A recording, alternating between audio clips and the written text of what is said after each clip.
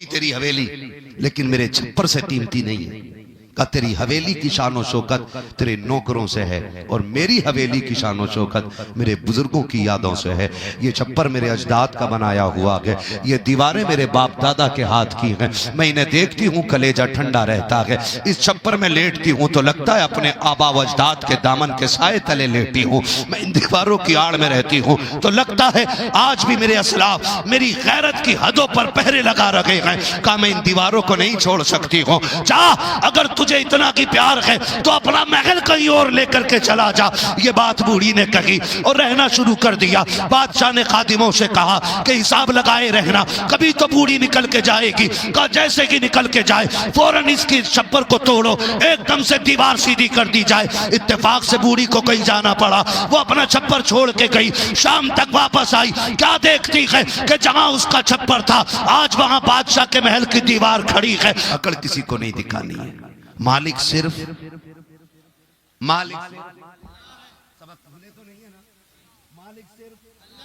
सारे बोले मालिक सिर्फ अल्लाह है। और ताकतवर लोगों से खास करके कहूंगा, मौलाए कायनात ने फरमाया था ताकतवर से डरना या ना डरना, लेकिन कमजोर से हमेशा डरते रहना। ये हजरत अली ने फरमाया था, ताकतवर से डरना या ना डरना, लेकिन कमजोर से हमेशा डरना। किसी ने कहा था अमीरुल मोमिनीन कमजोर से क्या डरना है, डर तो ताकतवर का होता है। फरमाया ना, जो अली देख रहा है वो तुम नहीं देख रहे हो। कहा क्या? फरमाया जब तुम ताकतवर पे सितम करोगे तो वो ताकत रखता है तुमसे बदला लेने की, और जब वो बदला लेगा तो अपनी हैसियत से लेगा, छूट जाओगे। लेकिन जब कमजोर पे सितम करोगे ना तो वो सितम के बाद आसमान की तरफ देखेगा, वो जानता है कि रब के सिवा मेरा कोई नहीं है। फरमाया जब रब बदला लेने पे आता है तो कोई बचाने वाला नसीब नहीं होता है। जब रब बदला लेने पे आता है तो कोई बचाने वाला नहीं होता है। और याद रखना, किसी को वक्तन दबा देना, वक्तन खत्म कर देना, यह हार जीत के फैसले नहीं होते। हार जीत के फैसले सदियों के बाद होते हैं। ये सबक हमें करबला पढ़ा रही है, करबला पढ़ा रखी है। जिन्होंने नेज़ों पे सर उठाए थे वो ये सोच रखे थे कि हम जीत के आ रखे हैं, लेकिन जो कट गए थे उन्होंने बताया था कि तज़किरा क़यामत तक काटने वालों का नहीं कटने वालों का होता रहे। वाह वाह वाह वाह, सुभान अल्लाह सुभान अल्लाह, जिंदाबाद। वक्ती तौर पे अगर आप किसी गरीब को दबा देते हैं, किसी कमजोर को दबा देते हैं तो आप जीते नहीं, आप जीते नहीं हैं। ये फैसले तो सदियां करेंगी कि हार किसकी है और जीत। चलूं आगे, ना थके हुआ, अभी तो ठंड काफी हो रही है, मुझे भी एहसास है इस चीज का, है ना। बस आखिरी बात मुझे याद आ गई। बादशाह महल खड़ा था, उसका महल, बादशाह का महल, लेकिन इत्तेफाक ये था कि महल के एक कोने में एक गरीब औरत का झोंपड़ा था। दीवार थोड़ी सी टेढ़ी हो रही थी, दीवार थोड़ी सी। सुन रहे हैं आप लोग? सो रहे हैं आप लोग? अच्छा, समझ रहे हैं? कहते हैं जरा या रसूल अल्लाह। बस बहुत संजीदगी से बात समझने की कोशिश करें थोड़ा सा। दीवार टेढ़ी थी। बादशाह ने कहा कि अम्मा से जाके कहो कि ये अपना झोंपड़ा उठाए, मेरी सल्तनत बहुत बड़ी है, जहां चाहे वहां जाके बस जाए। लेकिन बड़े बूढ़े होते हैं। नौजवानों, ये बात तुम्हारे लिए कह रहा हूं। अम्मा ने कहा कि मेरी जिंदगी कितने दिन की रह गई है। बादशाह से कह देना कुछ दिन की जिंदगी है, मैं मर जाऊं तो अपनी दीवार सीधी कर ले। बादशाह ने फिर खबर भेजी कि तू छोड़ती क्यों नहीं झोंपड़ी को। उसने बड़ी बात कही थी। उसने कहा था बादशाह तेरे महल में वो रौनक नहीं जो मेरे छप्पर में रौनक है। कहा क्यों? कहा तूने रौनक के लिए नौकर पाल रखे हैं, मैंने अपनी हवेली में रौनक के लिए अपने बुजुर्गों की यादें बचा के रखी हुई हैं। वाह वाह वाह वाह, सुभान अल्लाह। एक एक नौजवान इस बात को गौर से सुने। अल्लाह आपको पैसा देना तो कम से कम वो दीवार तो बिल्कुल न गिराना जिसे तुम्हारे बाप ने बनाया हो। उस पेड़ को बिल्कुल ना काटना जिसकी जड़ों में बाप की खून पसीने की मेहनत का पानी लगा हुआ हो। हवेली बढ़ाने के लिए अपनों की यादों को मिट्टी में ना मिलाना, इसलिए कि जो पेड़ कट जाते हैं उन्हें लगाने वाले दोबारा नहीं आते। वो कहा था ना किसी ने, पेड़ उम्मीद का ये सोच के काटा ना गया, फल ना पाएंगे इस पे तो हवा ही देगा।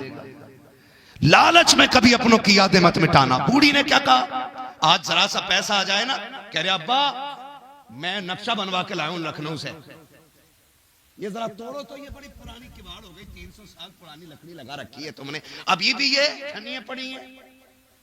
तू नहीं जानता है, बना हवेली, बना महल 10 करोड़ का। खुदा की कसम, जो बुजुर्गों की यादगार में ठंडक मिलती है ना, वो करोड़ों की बनी हुई इबारतों में सुकून नहीं मिला करता है। आपके पास पैसा है, आप चाहते कि आप आलीशान बिल्डिंगों में रखें, तो आप जमीन खरीदें, दूसरी बना लें। बुजुर्गों की याद के साथ छेड़छाड़ ना करें, क्योंकि टूटे दिलों को सिर्फ बुजुर्गों की यादें सहारा देती है। बेशक ये याद रखिए। बूढ़ी ने कहा नहीं, होगा तेरा महल, होगी तेरी हवेली, लेकिन मेरे छप्पर से कीमती नहीं है। का तेरी हवेली की शान और शौकत तेरे नौकरों से है, और मेरी हवेली की शान और शौकत मेरे बुजुर्गों की यादों से है। ये छप्पर मेरे अजदाद का बनाया हुआ है, ये दीवारें मेरे बाप दादा के हाथ की हैं। मैं इन्हें देखती हूँ, कलेजा ठंडा रहता है। इस छप्पर में लेटती हूँ तो लगता है अपने आबा व अजदाद के दामन के साए तले लेटी हूँ। मैं इन दीवारों की आड़ में रहती हूँ तो लगता है आज भी मेरे असलाफ मेरी गैरत की हदों पर पहरे लगा रहे हैं। का मैं इन दीवारों को नहीं छोड़ सकती हूँ। चाह अगर तुझे इतना की प्यार है तो अपना महल कहीं और लेकर के चला जा। ये बात बूढ़ी ने कही और रहना शुरू कर दिया। बादशाह ने खादिमों से कहा कि हिसाब लगाए रहना, कभी तो बूढ़ी निकल के जाएगी। कहा जैसे कि निकल के जाए फौरन इसकी छप्पर को तोड़ो, एकदम से दीवार सीधी कर दी जाए। इत्तेफाक से बूढ़ी को कहीं जाना पड़ा, वो अपना छप्पर छोड़ के गई। शाम तक वापस आई, क्या देखती है कि जहां उसका छप्पर था आज वहां बादशाह के महल की दीवार खड़ी है। बड़ी तेजी से बादशाह ने सारे मुलाजिम लगा करके एक ही दिन के अंदर दीवार सीधी करा दी। औरत ने आकर के देखा कि मेरा मकान नकी है, छप्पर कहीं चला गया है। उसने रो करके कहा हाय मेरी हवेली का क्या हुआ, मेरा छप्पर किधर गया। किसी ने कहा था माँ वो तो बादशाह ने तोड़वा दिया है, ये देख दीवार सीधी हो गई है।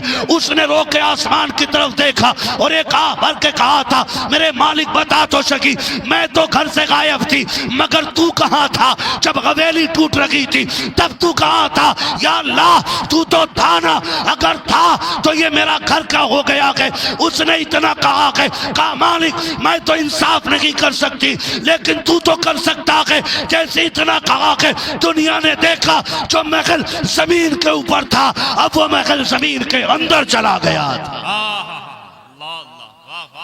इसलिए मौलाए कायनात ने फरमाया था लोगों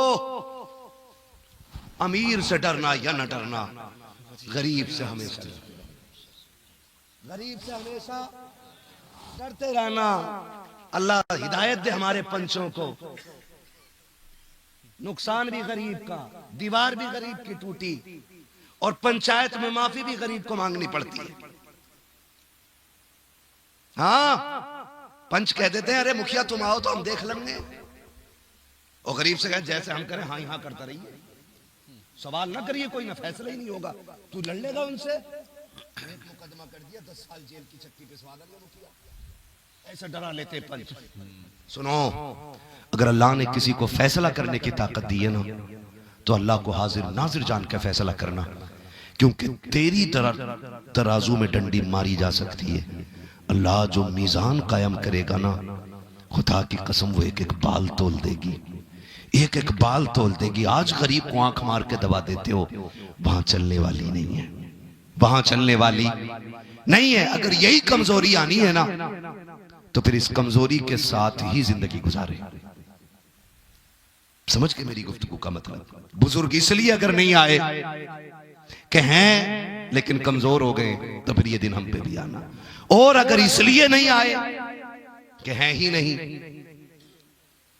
तो फिर सबक हासिल करें कि अब उम्रें इतनी मोहलत नहीं देती कि बाल सफेद हो जाए। जिंदगी इतनी मोहलत नहीं दे रही है कि बाल सफेद हो जाए। अब वो दौर नहीं है कि सफेदी तक इंतजार किया जाए, कभी मौत नहीं आनी है। अगर फिर भी ये गुमान रह जाए तो याद रखना, हुए नाम वरबे निशां कैसे कैसे, जमी खा गई आसमां कैसे कैसे। बड़े बड़े चले गए, बड़े बड़े चले गए, कोई नहीं रहा। रुस्तम, दारा, बड़े बड़े सिकंदर जैसे आज मिट्टी के नीचे गल गए। इसलिए खुदारा समझें, अगर महफिल में बुजुर्ग इसलिए नहीं कि हैं ही नहीं, तब उम्रें कम हो रही हैं। पहले इक्का दुक्का कोई मरता था, अब तो होलसेल में मौतें हो रही हैं। एक एक गाड़ी पूरी की पूरी खत्म हो जाती है ना। पहले हादसे की कहीं कहीं से खबर आती है, अब तो ताज्जुब होता अगर किसी दिन खबर ना आए। अब ताज्जुब इस बात पे होता कि यार कोई आज एक्सीडेंट की खबर नहीं आई। इसलिए मैं नौजवानों से कहूंगा, अपने रिश्ते अल्लाह रसूल से मजबूत करें। नबुव्वत का दरवाजा बंद है, विलायत का दरवाजा बंद नहीं है। आप आज भी वली बन सकते हो, हम आज भी वली बन सकते हैं अगर रिश्ते रब रसूल से मजबूत कर लिए जाएं। अगर रिश्ते अल्लाह और उसके रसूल से मजबूत कर लिए जाएं। और मैं कहता हूं कम से कम कुछ तो करें ना, हम कुछ तो करें। हम कुछ नहीं कर सकते हो तो कम से कम चेहरा हुजूर जैसा बना लें। अपने चेहरों पे हुजूर की सुन्नत सजा लो, सर पे टोपियां ओढ़ना शुरू कर दो। कसम खा के कहता हूं, आप सुन्नत चेहरे पे सजा लो। कब्र में पहुंचोगे, फरिश्ते कफन हटाएंगे, पूछेंगे हिसाब लेना है कि नहीं लेना। कहा क्यों? कहा देखते नहीं हो चेहरे पे दाढ़ी सजा के आया हुआ है। हुजूर देख के कहेंगे, फरिश्तों लगता नहीं तुम्हें कि जो दुनिया में मुझसे मोहब्बत की ये दलील लेके आया गया कि दाढ़ी अपने सीने पे रख के लाया गया, ये मेरा सच्चा गुलाम लेटा हुआ है। कम से कम इतना कर ले, दाढ़ी रख ले, है ना। रखेंगे इंशाल्लाह, रखेंगे ना इंशाल्लाह। ये लोग नहीं, मैं हाथ नहीं उठवाऊंगा भाई। मेरे एक भाई ने हाथ उठा दिया, मुझे इस चीज से भी डर लगता है। हाथ उठवा लिया जाए वाह वाह के लिए, 4 हाथ उठा दे, फिर 2 रखें 2 ना रखें, तो ये झूठ किससे हो रहा है? झूठ किससे हो रहा है? मैं समझता हूं कि ये नेकियां वही करेंगे जिस पे हुजूर की खास नजर करम मदीने से हो जाएगी इंशाअल्लाह। सुभान अल्लाह। और ये फैसले महफिलों में नहीं, ये फैसले बिस्तर पे हो जाया करते। बेशक लेट के कभी तो गैरत आएगी ना कि हुजूर ने मेरे लिए इतना किया है और मैं हुजूर के लिए इतना नहीं कर सकता। बेशक मैं उनके लिए दाढ़ी नहीं रखूंगा, मैं उनके लिए बाल बड़े नहीं कर सकता। खुदारा कभी तो ख्याल आएगा। और इंशाअल्लाह देखना, मैं कहता हूं मेरे वजूद मुझे एड़ियां रगड़ने दे, मेरा यकीन है पानी यहीं से निकलेगा। बेशक ये सोच के मैं कोशिश करता हूं। और तब्दीली आई है, हुजूर के गुलामों ने रखी हैं दाढ़ियां। मैं उस दिन तकरीर कर रहा था अब्दुल करीम भाई, एक आया और मुझसे लिपट के रोने लगा। मैंने कहा बात क्या है? कहा 5 साल हो गए तेरी बात सुन के दाढ़ी रखी थी और तलाश थी कब तू मिलेगा, तेरी वजह से दाढ़ी रखी। मैंने कहा हट पगले, मेरी वजह से अगर सुधरते तो दुनिया सुधर गई होती। ये इंतखाब तो मुस्तफा का है कि उन्होंने तेरे चेहरे पे दाढ़ी पसंद फरमा ली है और तूने दाढ़ी रख ली है। बेशक ये फैसले हुजूर करेंगे कि किससे कितना प्यार करते हैं वो। तो मैं हाथ नहीं उठवाऊंगा, कोशिश करेंगे ना इंशाल्लाह, रखेंगे दाढ़ी इंशाल्लाह। दूसरी बात क्या थी? हलाल खाएंगे इंशाल्लाह, इंशाअल्लाह। किसी को सताएंगे नहीं इंशाल्लाह, है ना। आखिरी बात तकरीर की, जी वली बनने का आसान तरीका है, माँ बाप से दुआएं ले लिया करो। बेशक किससे? वली बनने का आसान तरीका, माँ बाप से दुआएं ले लिया करो। जब 12 साल की रत जगे असरदार नहीं होते हैं, तब माँ के उठे हुए हाथ 12 साल की इबादत पे भारी पड़ जाया करते हैं। बेशक सुभान अल्लाह सुभान अल्लाह। लेंगे इंशाअल्लाह दुआएं इनसे, लेंगे दुआएं इनसे। कैसे लेंगे? खुद नया कंबल ओढ़ के अब्बा को फटा कंबल उड़ा के, खुद बंद कमरे में लेट के अब्बा को छप्पर में लेटा के। रजाई लाया, कह रहा मौलाना आग निकल जाए इसे ओढ़ के। और अब्बा की देखो ऐसे करके तो उसमें बादल नजर आ रहे हैं, उसमें जो रूई है ना वो सारी टूटी हुई है। चांद के पार दिखता है। बादलों के पार दिखाई देता उसमें। उसमें चांद दिखाई देता है, ऐसे देखो ना, सारी लाइट दिखाई देती है, और कहते हैं बड़ा करम है अल्लाह का।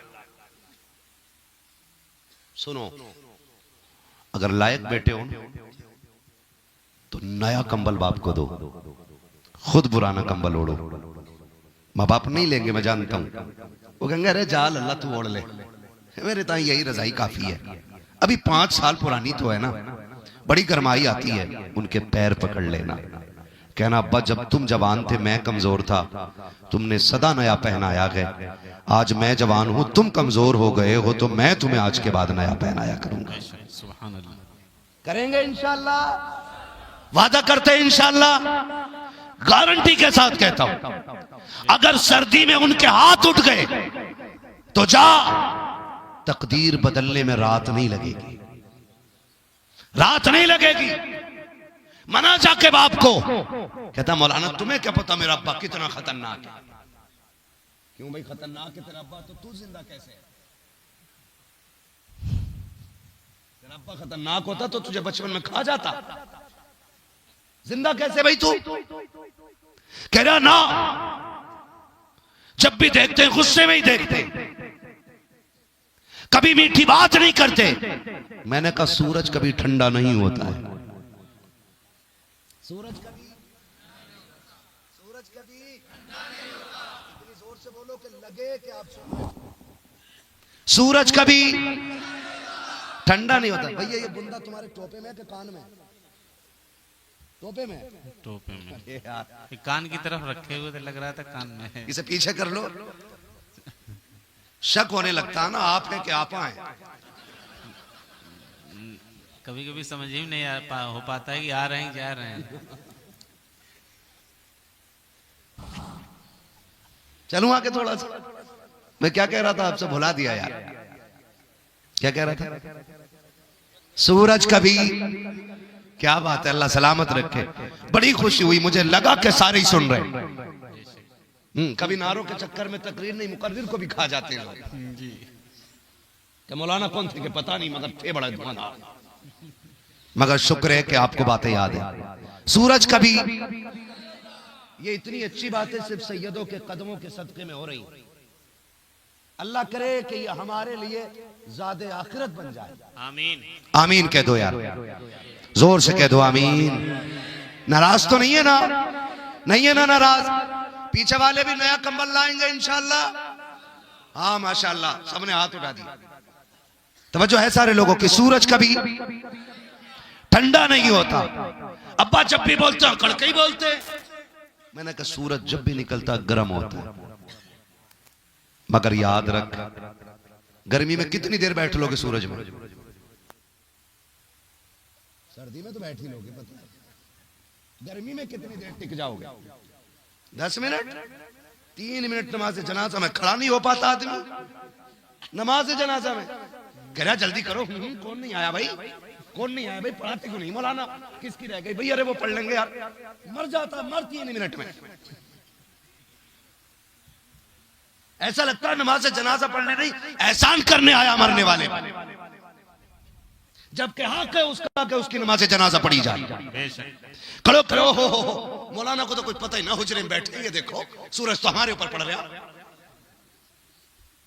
हाँ, और कुछ कहते ना भैया पेड़ के नीचे बैठ लो, नमाज वही पढ़ लो। उधर नीम के नीचे खड़े कुछ बख्शवाने आए, उनसे पूछो क्यों ना पढ़ी? कह रहे कपड़े ठीक ना थे। तो बेगैरत, जब तेरे कपड़े ठीक नहीं थे तो हमारे जनाजों में आने की इजाजत किसने दी तुझे? हमारे जनाजों में वो आया करे जिनका ईमान भी ठीक होता है और कपड़े भी ठीक होते हैं। बेशक है ना भाई? तो कह रहा कपड़े ठीक ना थे, दूर खड़े हो जाते। बात समझ में आ रही है ना? 3 मिनट सूरज में नहीं रुक पाते। लेकिन सूरज कितना जरूरी है। अगर छुप जाए तो छुप जाए, अंधेरा हो जाता है, यानी कि रात हो जाती है। बाप सख्त कितना भी हो, अगर कब्र में चला जाए तो जिंदगी में अंधेरा हो जाया करता है। बेशक। आप ये कह ही नहीं सकते हो कि बाप सख्त है। मैं जानता हूं हाँ बाप का लहजा सख्त हो सकता है, बाप गुस्से का तेज हो सकता है, लेकिन जा मेरी पूरी गारंटी है तुझसे बाप 5 साल से नहीं बोला है, 4 साल से नहीं बोला है, तुझे अच्छी नजर से नहीं देखा है। जा बाप सोता होगा, सलाम हो जाए, जलसा खत्म हो जाए, उसके कदमों में जाके बैठ जाना, उसके तलवे दबाना शुरू करना। जैसी उसकी आंख खुलेगी वो उठ के बैठेगा, तुझसे पूछे कौन है, कहना अब्बा तेरा नाफरमान बेटा आ गया है, इसे माफ कर दो। कसम खा के कहता हूं खता तूने की है, रोता हुआ बाप नजर आएगा, गलती तेरी है, आंख में बाप के आंसू होंगे, तूने खता की थी। बाप रो के कहेगा पगले तू तो आज आया है, मैंने तुझको पहले ही दिन अपनी तरफ से माफ कर दिया था। सच ये है कि तूने बाप को जाना ही नहीं है, बाप को जाना ही नहीं है। जाओ गारंटी है मेरी, उनकी कदमों में जाके बैठ जाना, कितने नाराज क्यों ना हो, तूने कितना सितम क्यों ना किया हो, उनके पैर पकड़ना। वो कहेंगे पगले सोया नहीं, कहना तुझे नाराज करके नींद नहीं आ रही है। फिर देख वो तुझसे लिपट के कितना रोता है, फिर देख उसकी गर्मी नरमी में कैसे बदल जाती है। हाँ तो करेंगे इंशाल्लाह राजी माँ बाप को, वादा करते हैं इंशाल्लाह। अच्छा ये बताओ हाथ उठा के किस किसके माँ बाप राजी है? माशाल्लाह माशाल्लाह, खुशी हुई देख के। फिर से पूछ लिए, जिंदा वाले नहीं उठा रहे हैं। मैंने ये पूछा वो लोग हाथ उठाएं जिनके माँ बाप उनसे राजी हों, राजी माँ बाप वाले, जिनके माँ बाप अपने बेटों से राजी हैं। माशाल्लाह सुभान माशाल्लाह ज्यादातर हाथ ऐसे हैं कि जिनके माँ बाप राजी हैं। माशाल्लाह, जिंदाबाद सुभान। सलामत रहो। और ये इतनी बड़ी नेमत है, इतनी बड़ी नेमत है। पूछा गया ये कैसे पता चलेगा खुदा राजी है कि नाराज? फरमाया जवान उठ के सुबह बाप का चेहरा देखे, अगर उससे उसका बाप राजी है तो उससे उसका खुदा पाक भी राजी है। बेशक बेशक सुभान अल्लाह। अब एक बात तरीका मैं बता दूं, अब यहाँ तो हो सकता है ना किसी ने हाथ यूं उठा दिया हो कि बात खराब ना हो जाए। कई बार ऐसा होता है अब्दुल करीम भाई, अम्मा की शान में शेर वही पढ़वाता जिसने सबसे ज्यादा अम्मा को रुलाया होता जी। और शेर पढ़े, देखो भाई बड़ा प्यार करता अम्मा से। अम्मा ने कहा ले लल्ला ये सिरप ला दिया 20 रुपए का, मसाला खान पैसे ही ना है तुम्हें सिरप ला दे। ये है माँ के फर्मा बरदार। सुनो मैं एक बात जानता हूं, अगर अब पता लगाना हो कि किसकी इज्जत घर के अंदर है और किसकी नहीं, तो एक आसान तरीका मैं बता रहा हूं। बता पूछ नहीं रहे कहीं मेरा ही भाव ना खुल जाए। माँ बाप से अगर आप पूछेंगे औलाद कैसी है, तो माँ बाप कहते हैं अल्लाह ने जैसे हमें औलाद दी ऐसी सबको दे। कैसी औलाद है? अम्मा कहती है मेरा बेटा कभी मेरे बगैर खाता ही नहीं। अब्बा से पूछो औलाद कैसी है, तो बाप कहता मौलाना क्या बताऊं, मेरा बेटा ईद के कपड़े उस वक्त तक नहीं लाया जब तक मेरे कपड़े नहीं खरीदवा दिए थे। क्यों? क्योंकि माँ बाप अपनी औलाद को समाज में रुसवा करना नहीं चाहते हैं, और औलाद ये समझती है कि हमारे माँ बाप को हमसे कोई तकलीफ नहीं है। ये सुनना मेरी बात कान खोल के। जी खत्म कर लूं, 1 घंटा हो चुका है। बोले आप बोले। जितने लोग सुनना चाहते हैं वो कहते हैं जरा या रसूल अल्लाह, या रसूल अल्लाह। जो जलसा खत्म करना चाहते हैं वो कहते हैं जरा या रसूल अल्लाह। लो या रसूल अल्लाह के नारे सबको प्यार है। हाँ जलसा खत्म करना नहीं चाह रहे। नहीं बहुत बड़े बड़े लोग जिम्मेदार लोग होते हैं, ये डर रहता है कि इतने बड़े लोगों का वक्त हम जाया ना कर दें, क्योंकि हमें सिर्फ तक़ीक़ का काम है और सफ़र का काम है। इन बड़े लोगों को बहुत सारे काम होते हैं, किसी को मस्जिद, किसी को मदरसा, किसी को मुसल्ला, किसी को मुक्तदी, किसी को इक़्तिदा, ये सारी चीज़ें संभालनी होती हैं। और जनाब मौलाना अब्दुल करीम साहब तो इतना मसरूफ़ शख्स को कहा जाता है कि जिसको आधा हिंदुस्तान संभालना रहता है। हाँ रोज इतने बहुत से तावीज़ लिखने और बोतलों में पढ़ने। हाँ जिसे थाली बैठा ना मजार पे खड़ा लाओ पानी फुकवा लो, पानी वही फुकवाया करो जिसे तकलीफ हो। ये भी मसला है, खैर उधर नहीं जाना है, वक्त लगेगा। मैं बस चंद बातें कहना चाहता हूं। माँ बाप कभी औलाद की रुसवाई गवारा नहीं करते। मैं ऐसे बापों को जानता हूं, ऐसे बापों को जानता हूं कि जो जेब में बिस्किट का पैकेट रख के टहलते थे और भूखे वक्त में खा लेते थे और कहते थे अल्लाह ने जैसा बेटा मुझे दिया ना ऐसा सबको दे, जबकि बेटा एक रोटी नहीं देता उन्हें, एक रोटी नहीं देता उन्हें। खुदारा आपसे हाथ जोड़ के कहता हूं, आप फाके से सो जाना, लेकिन कभी माँ बाप को भूखा मत सोने देना। अगर आपको जिगर गुर्दा बेचना पड़ जाए, इनके एक वक्त के खाने के लिए बेच दो। कोई ये न कहे कि हराम शय की बै भी हराम, ये फतवा ना लगाए, मैं कुछ और बताना चाह रहा हूं। आपको जितनी कीमती शय देनी पड़े इनके लिए दे दो, लेकिन इन्हें भूखा मत सोने देना। अपने लुकमों से पहले इनके लुकमे चेक किया करो, अपने जायके से पहले इनका जायका चेक किया करो।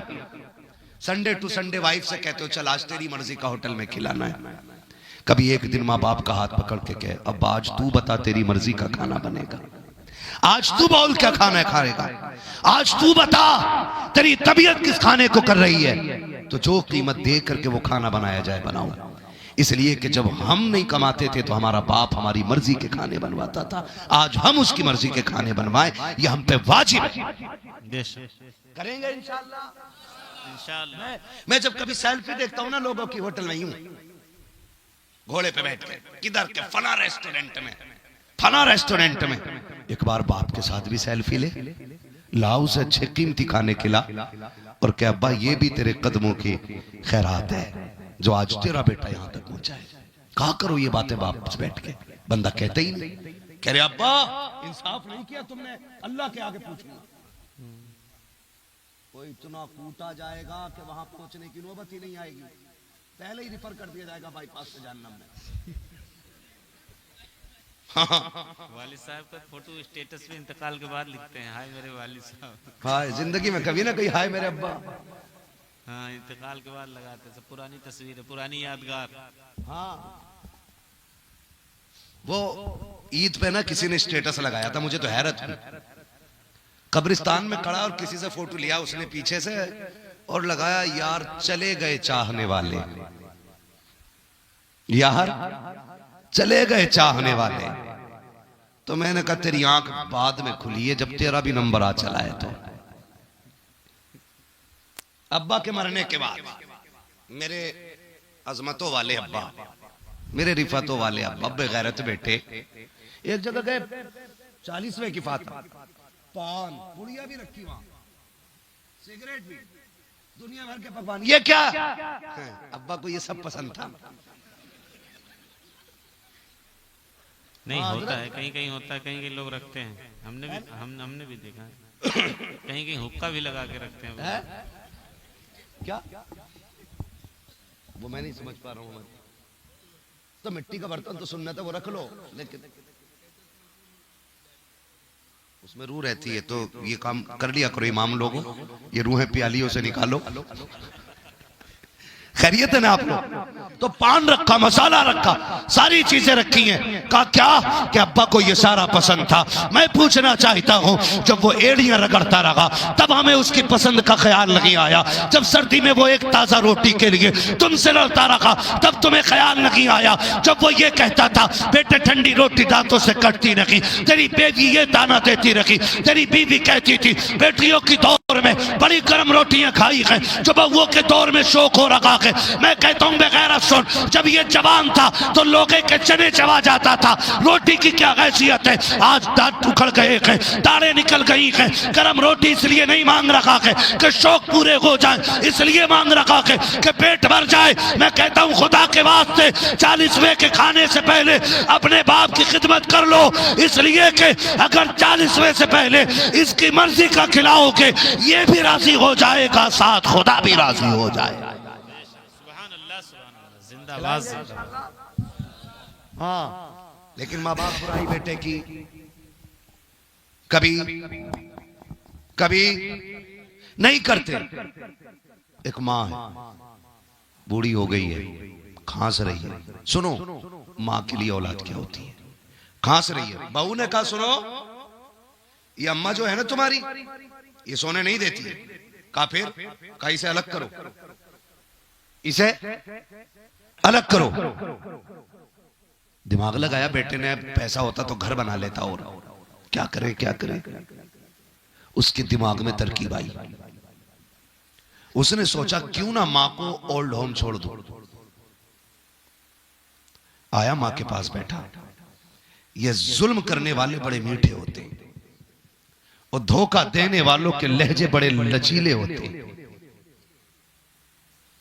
आके कहने लगा, मां बोर हो गई होगी ना घर में, आज चलो मैं तुम्हें घुमा के लाऊंगा। मां बेचारी वो तो इस बात पे भरोसा कर जाती है ना कि बस अभी आ रहा हूं और वो रात भर नहीं आता। ऐसे हजार झूठ वो देख चुकी है बेटे के, लेकिन फिर भी भरोसा कर लेती है। उसने कहा, अम्मा साल भर से घर में रह रही हो, मार्केट नहीं गई, आज मेरा जी चाहता है मैं तुम्हें मार्केट घुमा के लाऊं। मां बड़ी खुश हुई, आज बेटे को बड़ा प्यार आ रहा है। मां ने कहा, ठीक है बेटे, कैसे? चल मेरी गाड़ी में बैठ। बेटे ने मां को गाड़ी में बैठाया। आज मां राजी हो रही है कि जिसे पूरी जिंदगी कंधों पे उठाती रही, आज वो बेटा मुझे गाड़ी पे घुमा रहा है। मां कदम कदम पे दुआएं दे रही, अल्लाह मेरे बेटे को सलामत रखना, अल्लाह इसकी खुशियों में कमी ना आए। मां पूछ रही है, बेटे मां तो बड़ी सादा होती है ना, बड़ी सादा होती है। बेटे ये इमारत काहे की है? अम्मा ये बैंक है। ये इमारत काहे की है? अम्मा ये हाल है। ये इमारत काहे की है? अम्मा ये फला बिल्डिंग है। बेटे ये क्या है? अम्मा ये पार्क है। बेटे ये क्या है? ये यहाँ की खूबसूरत इमारतें हैं। चलते चलते वो जगह आ गई जहां मां को छोड़ने का फैसला किया था। ओल्ड होम के दरवाजे पे जाके बेटे ने गाड़ी रोक दी है और गाड़ी रोकने के बाद कहा, अम्मा उतर आइए। माँ बेटे के हाथ का सहारा लेकर के गाड़ी से नीचे उतरी है। बेटा माँ को लेकर सीढ़ी पे बैठ जाता है। ओल्ड एज होम का सीढ़ी बनी हुई थी, उसकी एक पैरी पे बेटा बैठ गया। अम्मा पूछ रही है, बेटे ये कौन सी जगह है? अब बेटा कह रहा है, अम्मा इसे ओल्ड होम कहा जाता है। अच्छा बेटे ये क्या होता है? अम्मा जो लोग बूढ़े हो जाते हैं, औलाद उनकी यहाँ रख जाती है। अम्मा बड़ी अच्छी जगह होती है ये, यहाँ पे खिदमत करने वाले होते हैं, यहाँ पे वक्त पे खाना देने वाले होते हैं। माँ कहती है, मैं समझ नहीं पाई कि बेटा चाहता क्या है। जब इतनी बात मेरे बेटे ने कही कि अम्मा यहाँ पे बुजुर्गों को रखा जाता है, माँ कहती है एहसास तो होने लगा था। क्या मतलब? मैं सोच रही थी कि मेरा बेटा तो यहाँ छोड़ के नहीं जाएगा। कहा फिर मेरी कुर्बानी याद आ गई। मैंने कहा ये कैसे हो सकता है? ये तो वो है तू जिसके लिए रातों को जागती रखी है, ये तुझे कैसे छोड़ सकता है? ये वो है जिसके लिए तूने नींदें कुर्बान की है, ये तुझे कैसे छोड़ के जा सकता है? ये तो वो है जिसे एक शाम न देखूं तो दिल नहीं लगता है, ये मेरे बगैर कैसे रह सकता है? माँ ये सोच रखी है, फिर खुद ही खुद दिल से फैसले करके कह रखी है, मेरा बेटा ऐसा नहीं कर सकता है। थोड़ी देर के बाद बेटे ने कहा, अम्मा परेशान ना होना, आज के बाद तुझे इसी घर में रहना है। अल्लाह अकबर जैसी बेटे ने इतना कहा है, माँ के पैरों तले जमीन निकल जाती है। फिर ख्याल क्या क्या ना माँ के जहन में आते हैं, क्या क्या नहीं सोचा होगा माँ ने जब बेटे ने इतना कहा है, अम्मा तुझे इसी घर के अंदर रहना है। ये कह के उसने आवाज लगाई, ओल्ड एज होम की औरतें निकल करके आई और माँ को चारों तरफ से घेरा है। अब बेटा गैरत की वजह से माँ को छोड़ के जाने लगा है। माँ चाहती थी आज इससे दूध का हिसाब ले लिया जाए, माँ तो चाहती थी आज इससे रज्जगों का हिसाब ले लूं, माँ तो ये चाहती थी आज इसके लिए कुर्बान की गई नींदों का हिसाब ले लो। लेकिन माँ तो माँ होती है, अपनी जान देकर भी औलाद की खुशी चाहती है। माँ ने खुद को संभाला है, बेटे को जैसे आया था वैसे जाना दिया। बेटा तो चला जाता है। ओल्ड एज होम की औरतों ने आकर के अम्मा को घेर लिया है, अम्मा बता क्या नाम है तेरा, कहाँ की रहने वाली है? माँ ने नाम बताया, पता बताया, एड्रेस बताया। उसके बाद पूछा बताओ कोई तुम्हारा वारिस है कि नहीं? माँ ने कहा एक बेटा है मेरा। अब औरतों ने कहा है कि उसका नाम बता दो। अम्मा नाम नहीं बता रही है। औरतों ने कहा माँ नाम क्यों नहीं बताती है, नाम क्यों नहीं बताती है, तेरे बेटे का नाम क्या है? माँ ने कहा नाम नहीं बता सकती। किसी ने, एक औरत ने आवाज दे के कहा इसका बेटा इतना बेगैरत है, इसे छोड़ के गया है, इसलिए माँ गुस्से में अपने बेटे का नाम नहीं ले रखी है। जब माँ के सामने उस बेटे को बेगैरत कहा गया, माँ ने बुढ़ापे की सारी ताकत इकट्ठा की है, खुद को संभालते हुए चीख करके कहा था खबरदार मेरे बेटे के खिलाफ एक लफ्ज ना बोलना, कोई जुमला मेरे बेटे के खिलाफ ना बोलना। कहा फिर नाम क्यों नहीं बताती है? कहा सुनो मैं अपने बेटे से नाराज नहीं हूँ, मैं अपने बेटे से खफा नहीं हूं। कहा फिर नाम क्यों नहीं लेती? कहा वजह यह है मेरा बेटा इज्जतदार शहरी है, मेरे बेटे को पूरा शहर जानता है, अगर मैं नाम ले लूंगी मेरा बेटा रुसवा हो जाएगा, लोग गालियां देंगे मेरे बेटे को। कहा फिर अब भी नहीं माफ करेगी, अब भी नहीं नाम लेगी, वो तेरा बेटा तो देख तुझे यहां छोड़ के चला गया है। तब मां ने कहा था चुप हो जाओ, ये मेरा और मेरे बेटे का मामला है, जो उसने किया है वो उसका किरदार है, और जो मैं कर रही हूं ये एक माँ का किरदार। सुभान अल्लाह, सुभान अल्लाह। माँ बाप कभी औलाद को बेशक, सुभान अल्लाह। आप सितम भी करेंगे ना तो वो नहीं बताएंगे, नहीं बताएंगे। बेटा रोटी देता है कि नहीं ये अब्बा नहीं बताएगा, चाय मिली है कि नहीं ये बाप नहीं बताएगा। बस इतना याद रखना, इस सर्दी के मौसम में लोग आग जला लेते हैं ना, चौराहों पे जला लेते हैं कि नहीं? बेशक, है ना, पड़ोसियों के उपले कंडे जला देना, है ना, धान की पराल जला देना, सर्दी में तापने मिलने जलती है कि नहीं आग? लोग ठंड में बैठते हैं। सुनो, उस आग के बुझने के बाद, उस आग के बुझने के बाद अगर कोई बूढ़ा राख के सहारे बैठा रह जाता है तो समझ लेना कि इसके घर में इस बूढ़े की कोई इज्जत नहीं करता है। समझ गई बात? गर्मी में अगर कोई बूढ़ा मस्जिद में पंखा चला के सो रहा है तो समझ लेना इसके बेटे इसकी इज्जत नहीं करते। बेशक। दोपहरी में अगर कोई बूढ़ा किसी के दरख्त के नीचे वक्त काट रहा है तो समझ लेना कि ये घर वालों पे बोझ हो गया है। तुम्हें खुदा का वास्ता दे के कहता हूं, ये जो राख के आगे है, ये जो गैर के स्लिप पे बैठा है, ये जो सुनसान जगह दरख्त के साये में पड़ा है, ये सिर्फ बाप नहीं, ये तेरी जन्नत पड़ी है। अपनी जन्नत को गलियों में धक्के खाने ना दो, अपनी जन्नत को रोडों पे रुसवा ना करो, अपनी जन्नत को दौलत से ज्यादा संभाल के रखो। मेरी इतनी गुजारिश है, माँ बाप बूढ़े हो जाएं, अपने से ज्यादा उनकी फिक्र करना शुरू करेंगे इंशाअल्लाह। इंशाअल्लाह करेंगे इंशाअल्लाह। कितने लोग वादा करते हैं, हाथ उठाएं इस बात पर। सुभान अल्लाह। अल्लाह इन उठे हाथों की लाज रख ले और साहिब मजार के सदक़े में सब बेटों को इतना दे कि वो अपने माँ बाप को खाने काबा की जियारत करा सके, और इतना दे दे कि सिर्फ जियारत ना कराएं बल्कि उनकी उंगली पकड़ के हुजूर के शहर की हाजिरी करने चले जाएं। अल्लाह हर बेटे को माँ बाप की खिदमत का सिला अता फरमाए। फरमाएगा या अय्युहल्लज़ीना आमनुत्तक़ुल्लाह व कूनू मअस-सादिक़ीन, ईमान वालों अल्लाह से डरो और सच्चों के साथ हो जाओ। डरने का मतलब यह है जो चीज़ें हम पे लाजिम कर दी गई हैं उन पे अमल किया जाए, जिनसे रोक दिया गया है उनसे रुके रहे। व कूनू मअस-सादिक़ीन, और सच्चों के साथ होने का मतलब यह है अल्लाह के वलियों से मोहब्बत रखें, उनसे रिश्ते कायम रखें, उनकी यादगार दिलों में रखें, इसलिए कि अमल हो नेक और वली साथ ना हो, अल्लाह वालों का साया ना हो। शैतान अमल की चोरी कर सकता है, ईमान भी चुरा सकता है, और अगर ईमान पे पहरेदार अब्दुल कादिर जीलानी हो तो किसी इब्लीस में ताकत नहीं जो ईमान चुरा सके। बेशक, सुभान है ना। बस कोशिश कीजिएगा, अल्लाह हमें माँ बाप की खिदमत की तौफीक अता फरमाए। बस जो हुए अगला